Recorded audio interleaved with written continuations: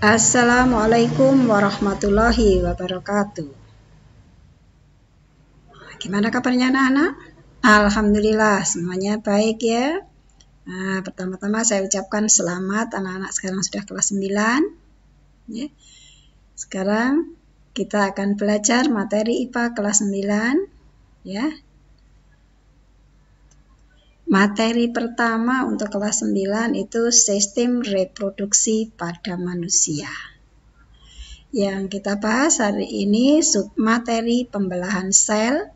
Setelah mempelajari materi ini, harapannya anak-anak bisa mendeskripsikan fase-fase pembelahan mitosis dan meiosis, menjelaskan ciri setiap fase pembelahan mitosis dan meiosis, dan menjelaskan karakter atau sifat sel anakan hasil pembelahan mitosis dan meiosis. Nah, anak-anak perhatikan gambar ini. Nah, saya terpikir ini, ada ayah, ada ibu, ada kakak, ada adik yang kedua. Nah, berarti ya ini udah bisa diingat kembali. Dulu saya juga anak-anak tidak ada, kemudian menjadi ada. Berapa lama ya kita di dalam kandungan ibu? Wah, dulu kan anak juga kecil, kemudian menjadi besar. Nah, bagaimana hal itu bisa terjadi? Nah, tentunya anak-anak semangat untuk mengetahui ya kenapa hal itu bisa terjadi. Nah, ini yang dipelajari dalam sistem reproduksi pada manusia. 1. Submaterinya adalah pembelahan sel, kemudian sistem reproduksi manusia, kelainan dan penyakit pada sistem reproduksi, serta pola hidup yang menunjang kesehatan sistem reproduksi. Nah, kenapa sel-sel harus melakukan pembelahan? Anak-anak ketahui ya, bahwa dulu kita hanya berasal dari satu sel.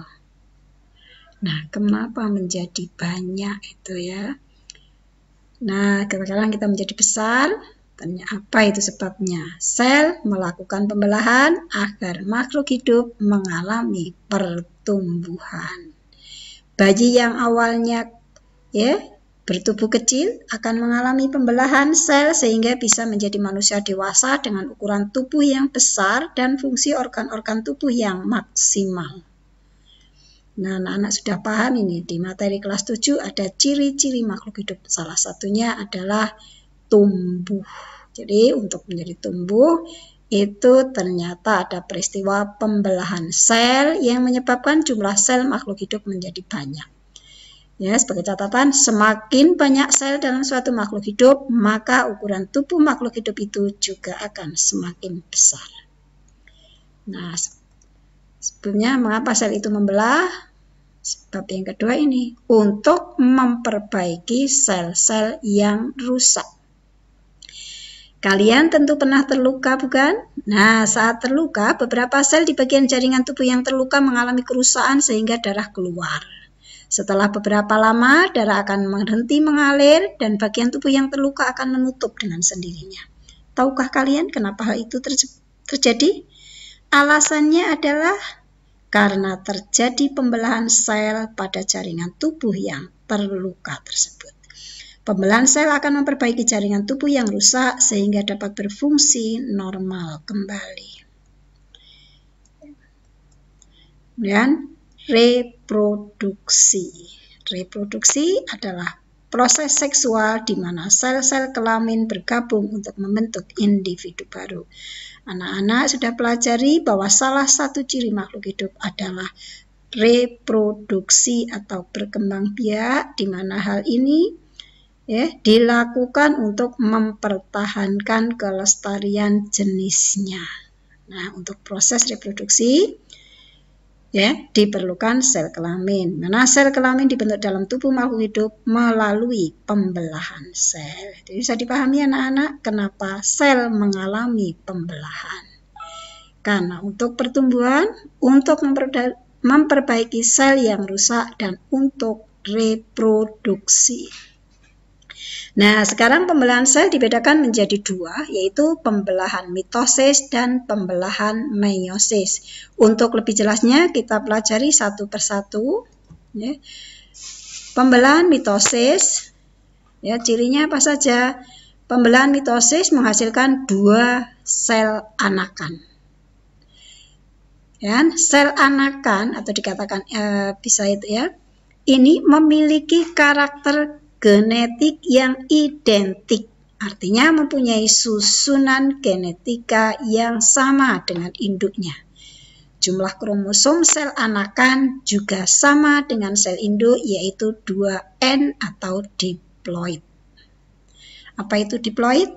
Sel diploid adalah sel-sel yang jumlah kromosomnya berpasangan atau istilahnya 2N. Nah, bagaimana dengan pembelahan meiosis? Pembelahan meiosis adalah pembelahan yang menghasilkan 4 sel anakan. Sel anakan hanya memiliki separuh dari jumlah kromosom sel induk.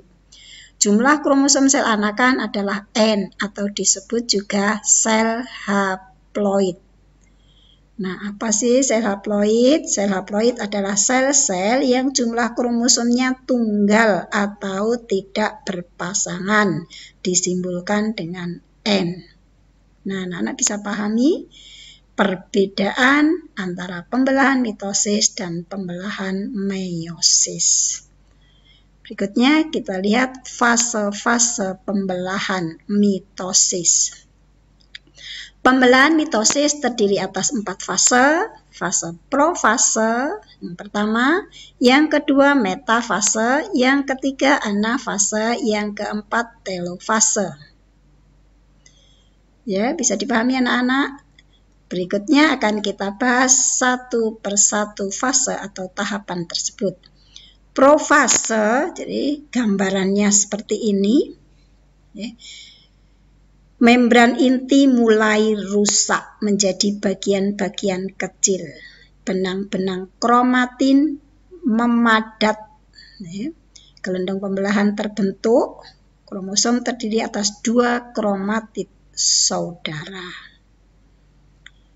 Kemudian setelah ini dilewati, masuklah fase berikutnya yaitu metafase. Kalian lihat gelendong pembelahan. Kemudian sentrosom, bidang pembelahan, kromosom berjejer pada bidang pembelahan. Kemudian masuk ke fase ketiga atau anafase.